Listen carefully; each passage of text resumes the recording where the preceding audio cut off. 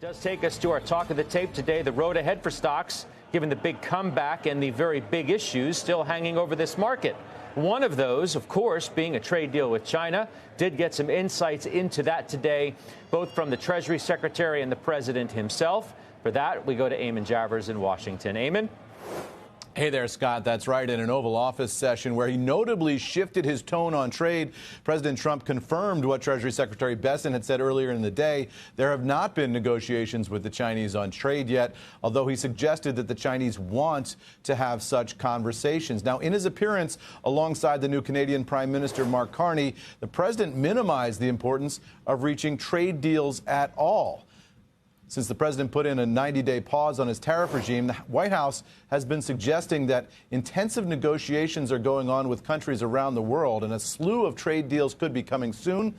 And the market has been waiting for those announcements. But now the president suggests he's getting annoyed with expectations that he'll sign deals soon, and suggested that he's happy to keep current tariffs in place.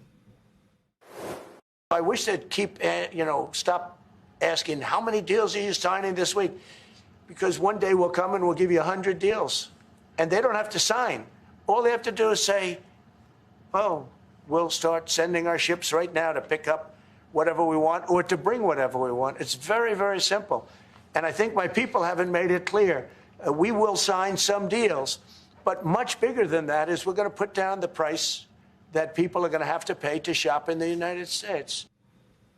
Now, Scott, the president also said something that really gives a window into his thinking about the trade war with China. In his view, a trade embargo effectively with China is not an economic disaster. Instead, in his view, it's effectively an economic tie, because he says the U.S. won't be running a trade deficit with China if there's no trade. Scott, back over to you. I mean, the big comments really of the day came from the Treasury Secretary himself today, Eamon, on the Hill, right? Where he told Congress right then and there that no talks at all have started between the United States and China. It's one thing to talk outside of your arm in the air on the Hill. It's another to be sitting there. And he said straight up, there are no talks underway yet.